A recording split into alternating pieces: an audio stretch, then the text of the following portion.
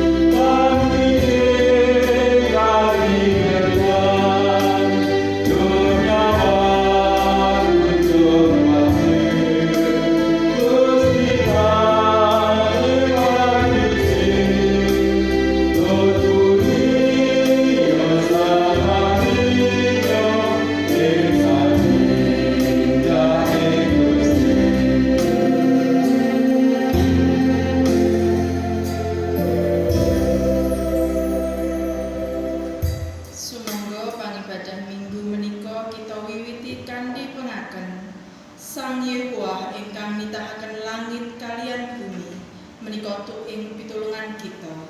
Sih rahmat lan tentrem rahayu saking Allah Rama kita lan Gusti Yesus Kristus wontena ing kita sedaya. Amin.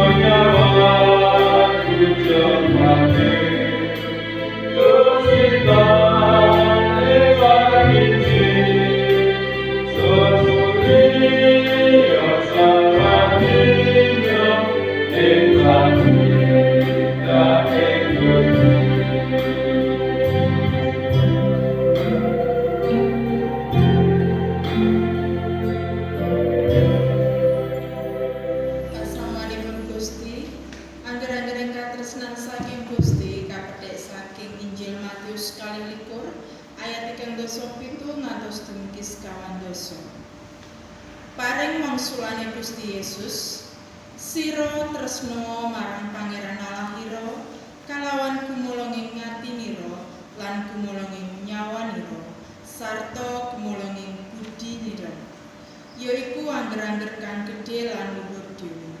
Dene angger-angger kang kapindho kang padha karo iku yaiku sira tresna ing sapepadhanira dikaya marang awakira dhewe. Kabeh isining Toret lan kitabe para nabi iku gumantun karo angger-angger loro mau.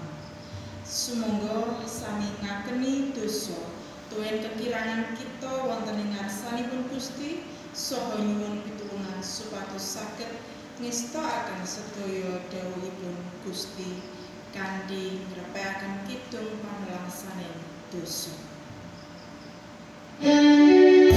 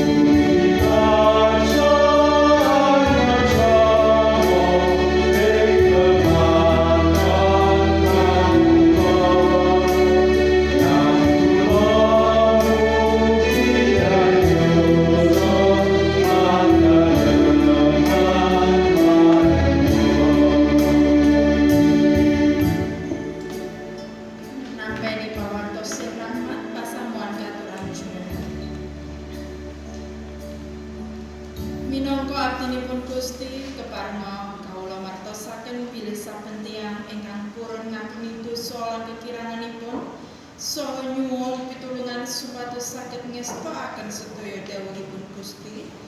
Gusti ingkang Maha Asih kersa paring sih pangapunten.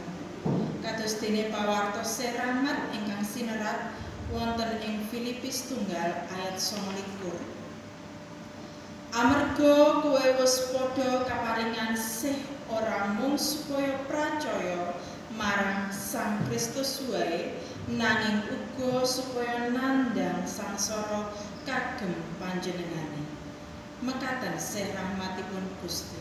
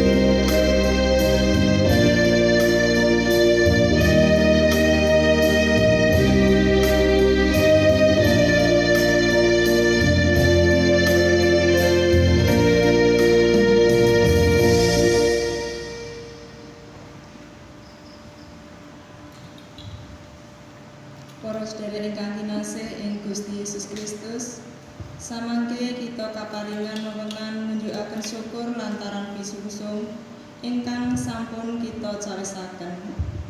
Mas pisungsung ingkang dasari kita ngaturaken pisungsung wekdal menika kapethik saking Jabur 96 ayat 8 ingkang mekaten pangandikanipun Gusti. Pangeran Yewah sawasana kamulyane asmane, nggawa pisungsung lan seboa marang ing platarane. Kita ngaturaken pisungsung kasarengan kanthi ngrepekaken kidung pasamuan Jawi 157 padha sepindah saosna pisungsungmu.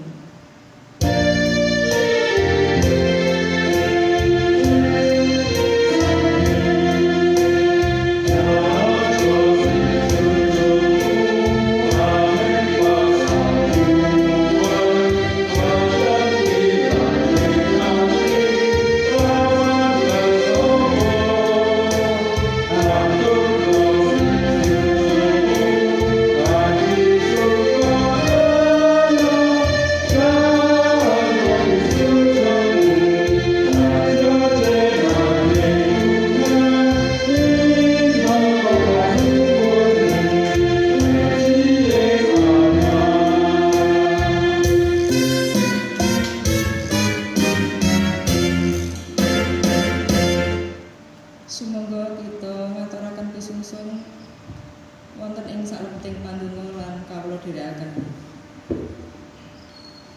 Duh Allah Rama kawula ingkang dedampar wonten ing kratoning swarga, Allah ingkang tansah kawula puji kawula sembah wonten ing Gusti kawula Yesus Kristus, keparenga ing enjang menika ing satengahing pangibadah menika sesarengan kawula ngaturaken panuwun syukur dumateng Paduka awit Paduka ingkang tansah amberkahi gesang kawula, ingkang tansah nyikapi kapitan kawula pramila saking menika wonten ing satengahing pangibadah menika sesarengan kawula ngaturaken pisungsung ingkang arupi arta wonten ngarsa Paduka.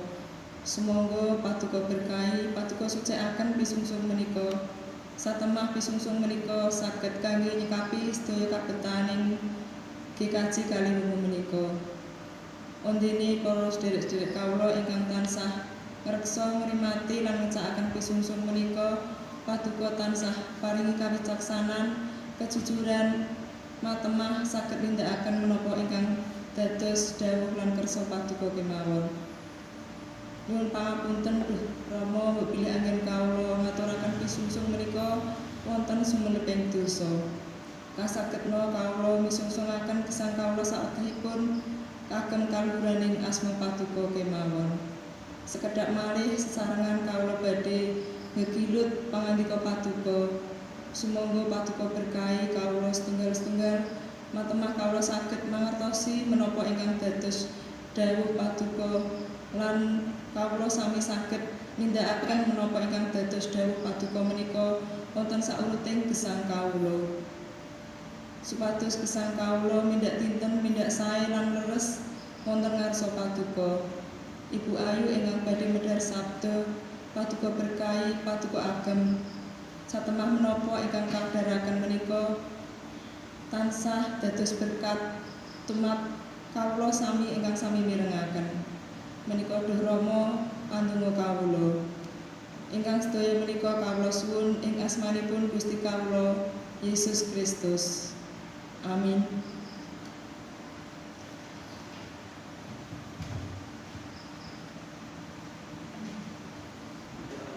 Para sedherek ingkang kinasih, sumangga kita badhe ngraos-ngraosaken saking waosan sepindah ingkang kaserat wonten Yeremia 2 ayat 7 ngantos 13. Duh Sang Hyang Paduka ingkang ngarih-ngarih kawula lan kawula sampun purun kaarih-arih. Paduka menika rasa sanget tumrap kawula. Paduka nuntun nelukaken kawula. Kawula dados gegujingan sedinten muput. Sedayanipun sami moyoki kawula. Amargi saben kawula wicanten kapeksa bengok kedah alok-alok ambeksya pangiksa. Amargi pangandikanipun Sang Hyang dados cacatan lan pamoyok tumraping kawula sadinten muput. Nanging samangsa kawula musik, aku emoh ngelingi panjenengane lan wegah ngucapke pangandikane maneh atas asmane.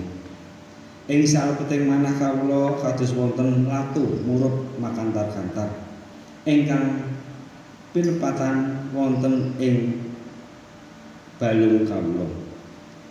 Kawula ngantos kesel anggen kawula mbetahaken nanging boten kuwawi. Kawula sampun mireng reraosanipun tiyang kathah. Panggiris teka saka ing ngendi-endi. Gugaten dheweke, aku padha arep gugat dheweke.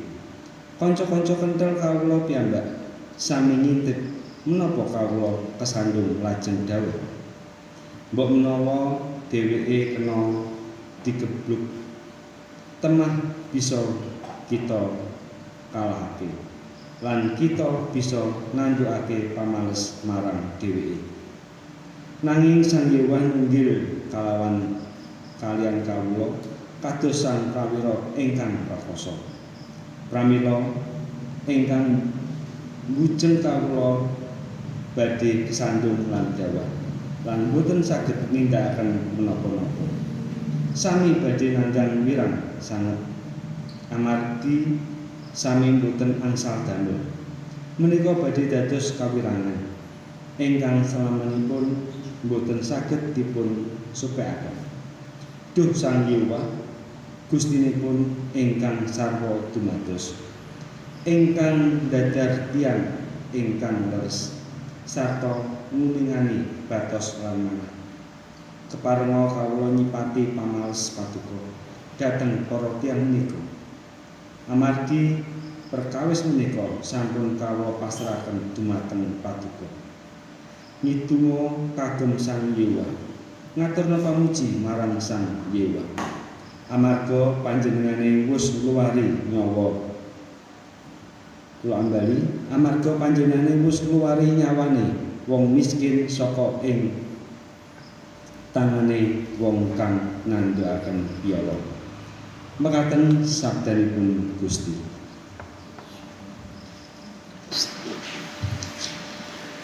Pamaosing kitab suci kapendhet saking Injil Matius 12 ayat 21 ngantos dumugi 39.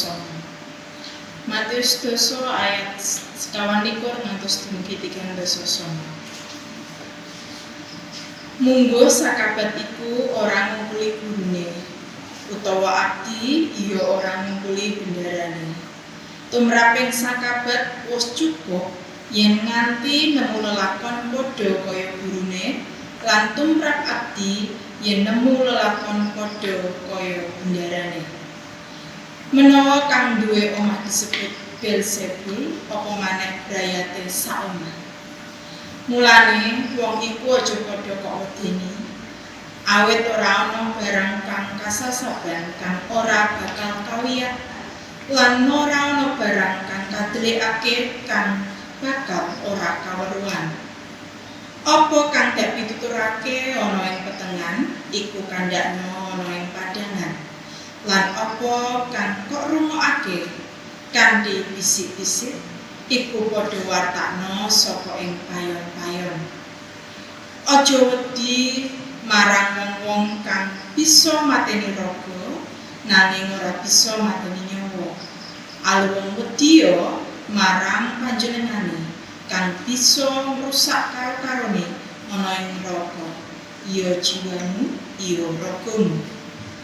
Manuk glathik loro apa ora mung payu sak asariya. Ewadene siji wae ora ana kang tiba ing lemah yen ora saka kersane Ramamu. Mongko kowe iku malah dalasan rambutmu wis padha diitung kabeh. Mulane aja padha wedi marang ajimu iku ngluwi manuk glathik pirang-pirang.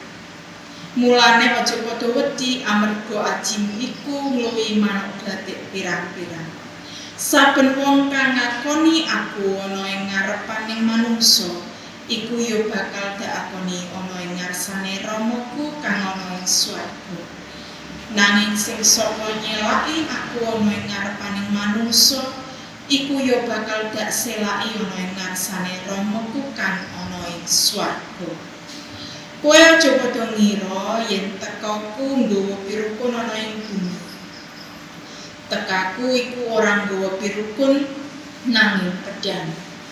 Sabab tekaku iku njalari wong cerah karo bapakne, anak wadon karo mbokne, mantu wadon karo mbokne maratuwa, lan wong bakal dimungsuh dening wong-wong kang nunggal saomah kabeh.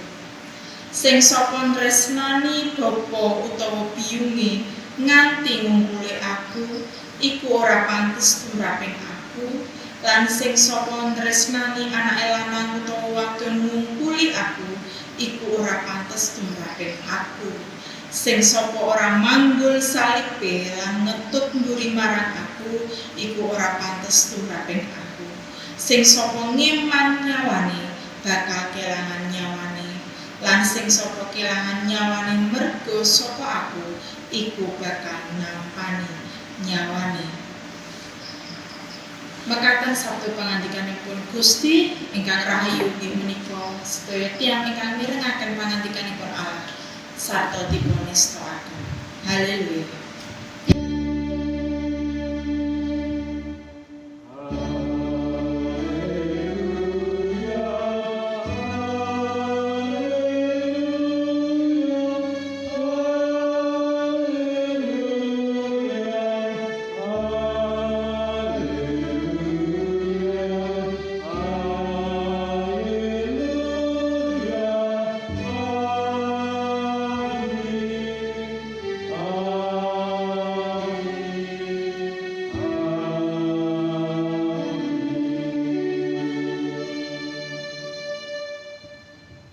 Sugeng enjing Ninja kados pundi kahananipun? luar biasa. Sehat nggih. Kawula tansah ndedonga mugi pasamuan nggih kaji kaliwungu tansah pinaringan kesarasan sarta karahayon saking Gusti kita Yesus Kristus. Ibu bapak, para sedherek sarta para laré ingkang kawula tresnani, jejer pangibadah kita injing menika ngginakaken jejer kesanggeman gesang ing Sang Kristus lan pelatusan Sabtu ngginakaken pelatusan waosan leksionari, waosan kapisan kala wau sampun dipun waos nggih menika saking Yeremia lan kaping kalih saking Matius 2. Ngrembak bab kesanggeman gesang ing Sang Kristus. Gesang ing Sang Kristus. Kawula lajeng kemutan asring tiang-tiang pitados nalika dipun tangleti gesang ing Sang Kristus menika kados pundi to? Lajeng badhe paring wangsulan bilih gesang ing Sang Kristus menika setunggaling gesang ingkang tansah seneng uripe kepengak nggih. Paribasanipun ngantos dipun dadosaken pupujen setan ora doyan demit ora ndule bebaya padha lunga rejekine teka. Pemanggih ingkang mekaten boten saestu lepat nanging mugi boten saestu leres. Lajeng kados pundi kedahipun gesang ing Sang Kristus menika? Saking waosan ingkang kaping sepisan kala wau ingkang nyariosaken gesangipun Nabi Yeremia, kita saged nggadahi setunggaling gambaran kados pundi to gesang nunggil ing Gusti Allah menika utawi gesang ing Sang Kristus menika. Minangka abdi Nabi Yeremia rikala semanten tentu kemawon tansah sameta mitayani nindakaken menapa ingkang dados dawuh pangandikanipun Gusti Allah. Lan nalika Gusti Allah paring dawuh paring titah dumateng Nabi Yeremia supados Nabi Yeremia nglantaraken sabda pangandikanipun menika dumateng para ratu Yahudi lan para tiang-tiang wonten ing Yerusalem. Nabi Yeremia menika samekta nindakaken menapa ingkang dados pangandikanipun Gusti. Senadyan rikala semanten pangandikanipun Gusti kagem tiang-tiang wonten ing Yerusalem sarta para ratunipun menika sabda pangandika ingkang boten enak, boten sekeca dipun krungokake. Nggih menika bab hukuman amargi tiang-tiang Yahudi lan tiang-tiang ingkang wonten ing Yerusalem rikala semanten sampun asring nampi pangandikanipun Gusti nanging ugi asring nglirwakaken lan boten nindakaken wonten ing gesang padintenan. Sak sampunipun Nabi Yeremia nindakaken menapa ingkang dados dawuhipun Gusti Allah menika, Nabi Yeremia malah nampeni kahanan ingkang boten sae. Bapak Ibu pasamuan, Nabi Yeremia dipun cepeng lajeng gesangipun menika dipun kunjara piyambakipun dados bujenganipun para rencang-rencangipun dipun poyoki malah rencang-rencangipun piyambak ingkang tansah ndedonga kagem Nabi Yeremia menika supados Nabi Yeremia menika nampi paukuman ingkang awrat amargi sampun nindakaken pakaryanipun Gusti. Kanthi tembung sanesipun Nabi Yeremia menika sampun tumindak ingkang becik nanging ingkang dipun tampi kahanan ingkang boten sae. Pramila kahanan ingkang mekaten dadosaken Nabi Yeremia saking waosan Yeremia kalih 2 ayat 7 ngantos 13 kala wau sambat kalian Gusti menika. Kahanan gesang ingkang kados mekaten kala wau kalian Gusti Yesus saking waosan Injil sedasa Injil Matius sedasa dipun pasemonaken kalian pasemon para sakabat lan gurunipun utawi abdi lan bendaranipun. Kita mangertosi bilih Gusti Yesus menika sajeke Gusti lelatus wonten ing donya menika Boten wonten setunggaling perangan ingkang boten sae. Sedaya tumindakipun Gusti menika dados setunggaling pratandha ingkang sae.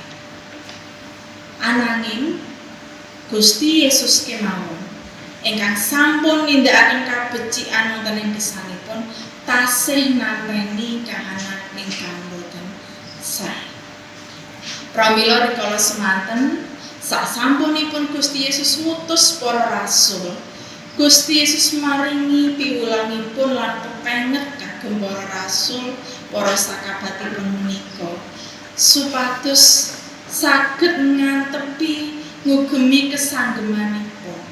Awit dene kados dene Gustinipun, kados dene gurunipun, kados dene bendaranipun, para rasul menika tentu badhe nampi kahanan ingkang boten sae nalika nindakaken pakaryanipun Gusti. Menika kados dene sampun dados tunggaling rumus. Sok sinten tiyang ingkang nindakaken kabecikan donya menika asring boten saged nampi. Malah asring nampi menapa ingkang dados kabecikan menika. Ngadepi kahanan ingkang mekaten, Gusti Yesus paring piwulang dumateng para rasul rikala semanten supados para rasul kedanipun nyawisaken manahipun kanthi kesadaran ingkang wetah badhe nampi perangan ingkang boten sae menika nalika nindakaken pakaryanipun Gusti. Dados menika perangan ingkang kaping sepisan. Sok sinten tiyang ingkang nindakaken pakaryanipun Gusti menika dereng tentu bingah, dereng tentu nampi gesang ingkang kepenak, ingkang sekeca. Nanging malah asring ingkang kita tampani menika kosok wangsulipun kahanan ingkang boten sae. Ananging piwulangipun Gusti salajengipun wonten ing Matius 2 ayat 21 ngantos dumugi 28. Senadyan wontenipun kahanan ingkang mekaten, Gusti Yesus ngemotaken sedaya para rasul ugi kalebet kita tiyang pitados ampun ajrih nindakaken pakaryanipun Gusti. Ampun kuatos amargi menapa Gusti Yesus piyambak ingkang paring jaminan. Gusti Yesus piyambak ingkang dados panguwasaning gesang manungsa. Malah kepara Gusti Yesus menika paring titah dumateng para rasul wartakna saka payon-payon. Payon-payon menika, payon-payon omah menika nggih. Rikala semanten tiang-tiang Yahudi nggadahi padataning gesang menawi wonten pengumuman utawi wonten setunggaling perangan ingkang badhe dipun umumake menika ngumum kene minggah wonten ing payon-payon omah. Supados tiang-tiang ingkang caket utawi tiang ingkang tebih menika saged nampi, saged ngrungokake. Dereng wonten mic, dereng wonten toa kados mekaten nggih. Pramila minggah wonten ing payon-payon. Gusti Yesus paring piwulang dumateng para rasul ampun ajrih, ampun kuatos nindakaken pakaryanipun Gusti, medheraken sabdanipun Gusti. Ananging malah tumindak wonten papan pundi mawon. Supados sok sinten tiyang saged nampeni pangandikanipun Gusti, saged nampeni pakaryanipun Gusti lan saged ngraos-ngraosaken pakaryanipun Gusti menika lumantar gesangipun tiyang pitados. Amargi Gusti Yesus piyambak ingkang paring jaminan gesang wonten ing tiang-tiang ingkang nindakaken pakaryanipun. Gusti Yesus paring jaminan ingkang dipun pasemunaken kanthi gesangipun manuk glathik, burung pipit. Rikala semanten manuk glathik menika dados tunggaling kewan ingkang boten wonten ajinipun wonten ing ngareping manungsa. Ananging menika kemawon dipun rimati kalian Gusti.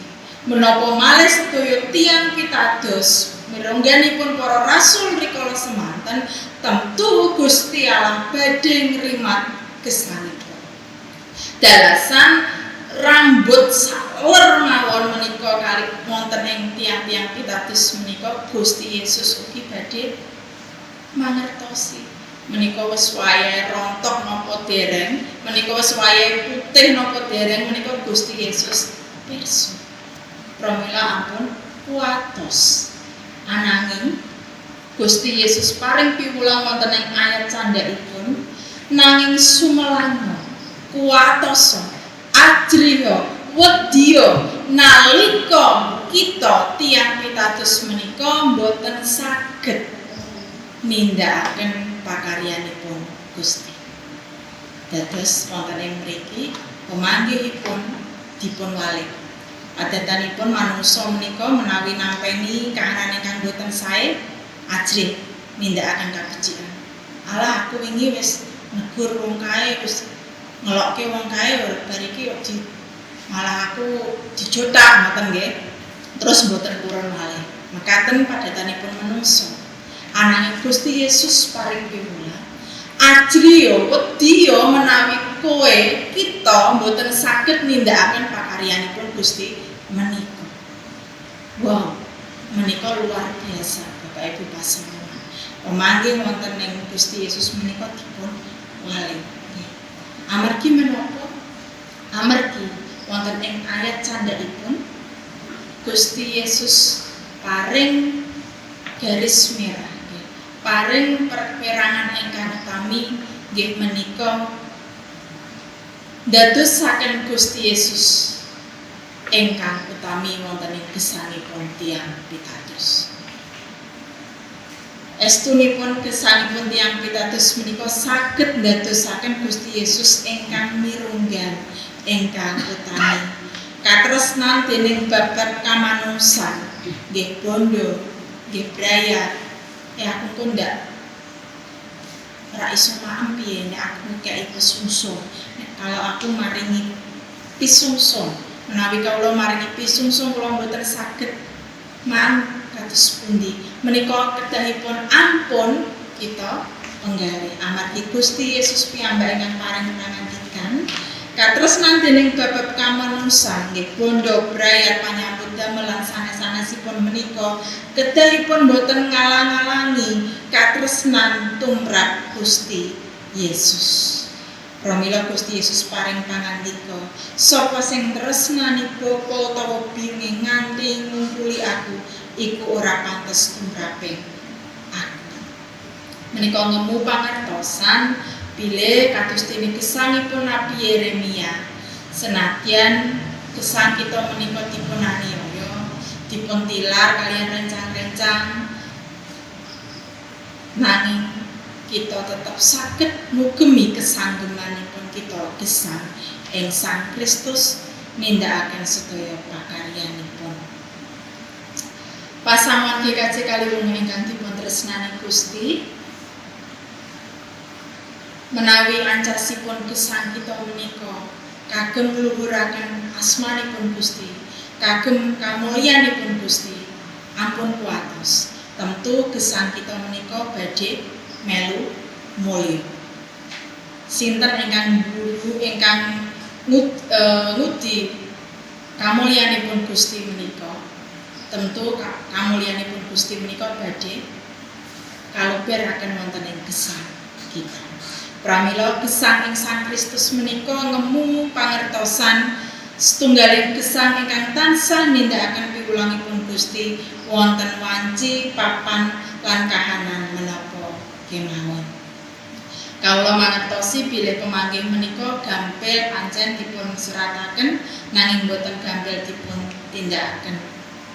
Ananging menawi kita tansah nyanggemi nandhangi nglampahi piwulangipun Gusti menika kanthi kapitadosan bilih Gusti menika tansah nunggil ing gesang kita, temahan kita saged masrahaken gesang kita menika wonten ing pangayoman lan pitulunganipun Gusti, tentu Gusti bakal ingkang ngiyataken lan ngirit kesan lampah kita. Mugi Gusti berkahi. Amin.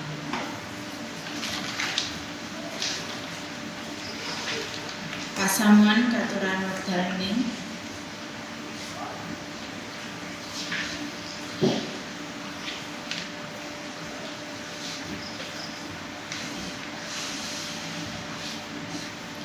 wekdal ning cekak sumangga sesarengan kita lumebet wonten ing pandonga syafaat. Pandonga kawula dherekaken. Duh Gusti pangaos sing gesang kawula sami, kawula sowan marep malih wonten ing ngarsanipun Gusti, munjukaken pandonga syafaat kawula.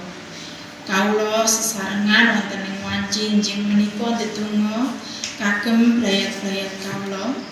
Mirungganipun ingkang ngantos dumugi wekdal menika taksih nandhang rada sakit kados dene Ibu Bambang, Ibu Watno, Ibu Sentot, Ibu Giring, Ibu Kicil Lumintang, lan tasih kathah Bapak Ibu sanesipun pasamuan GKJ Kaliwungu ingkang boten saged kawula sebataken setunggal maupun setunggal naminipun. Mugi Gusti kersa berkahi sedaya lantaran pangobatan ingkang dipun tindakaken.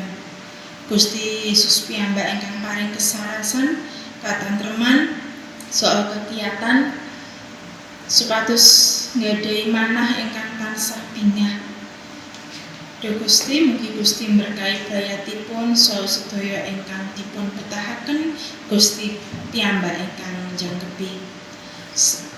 Mekaten ugi Duh Gusti kawula kemutan sedaya brayatipun pasamuan GKJ Kaliwungu ingkang tasih ngalami bab-bab utawi perkawis-perkawis sing gesang ingkang dipun raosaken awrat. Mugi Gusti tansah berkahi mirengganipun bab-bab perangan ekonomi, keuangan, penyambut damelipun utawi perkawis-perkawis kaliyan brayatipun. Mugi Gusti tansah berkahi. Mekaten ugi para adiyuswanipun pasamuan GKJ Kaliwungu sarta para lareng, mugi Gusti berkahi kanthi kasarasan. Sedaya program-program ing gereja sarta padataning pasamuan mugi Gusti tansah berkahi. Bapak Pendeta Konsulen ugi kawula pasrahaken wonten ing ngarsanipun Gusti. Kawula kinedonga kagem Kaliwungu menika sedaya masyarakatipun mugi Gusti tansah ngrimat kanthi badan ingkang saras. Mugi-mugi Gusti piyambak ingkang berkahi pasamuanipun Gusti wonten ing satengahing masyarakat Kaliwungu menika temahan saged dados lantaran sabda pangandikanipun Gusti nindakaken pakaryanipun Gusti. Mekaten ugi kaliyan Kabupaten Kendal mirungganipun wonten ing wekdal menika Kabupaten Kendal nembe nandhang bebaya ingkang awrat amargi kalebet zona atlet. Mugi Gusti piyambak ingkang berkahi ingkang paring pangluaran temahan sedaya masyarakat wonten ing Kabupaten Kendal menika saged nampi pangluaran lan pangrimatan ingkang saking Gusti. Mekaten ugi kagem bangsa kawula Indonesia menika mirungganipun wonten ing bebaya bebendu pandemi COVID-19 menika mugi Gusti berkahi. Gusti piyambak ingkang ngagem sedaya lantaraning dokter, perawat sarta obat-obatan kagem sederek-sederek kawula ingkang nandhang sakit amargi pandemi menika. Mekaten ugi kagem sedaya sederek-sederek kawula temak saged ngrimat badanipun piyambak-piyambak kanthi kesarasan ingkang sae. Duh Gusti, mekaten ugi kawula ngaturaken wonten ing ngarsanipun Gusti sedaya pasambat kawula kanthi pandonga secara pribadi.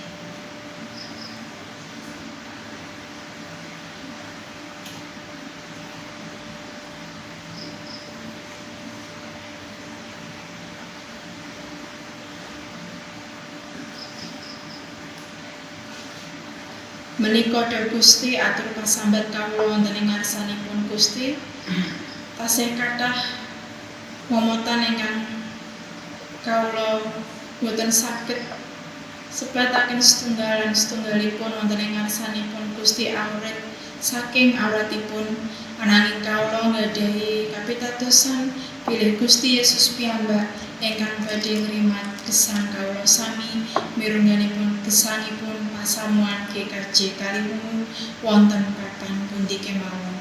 Menika atur pasambat kawula wonten ing pandonga syafaat menika wonten ing asmanipun Gusti kawula Yesus Kristus ingkang sampun paring piwulang pandonga donga rama kawula sami nyadong berkah lan tetunggal donga rama kawula.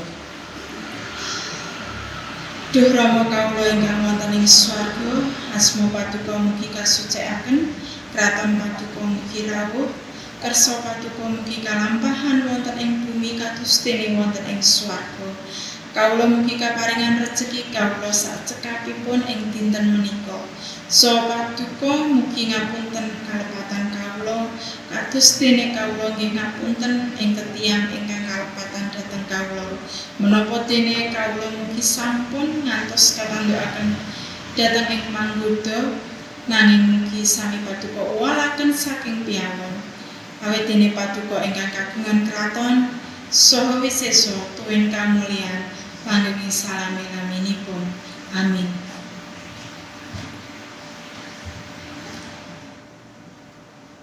Kagem mungkasi pangabekti wonten ing wanci enjing menika pasamuan katuran jumeneng kanthi sesarengan repekaken kidung pungkasaning pangabekti kula sumindhi ing Gusti.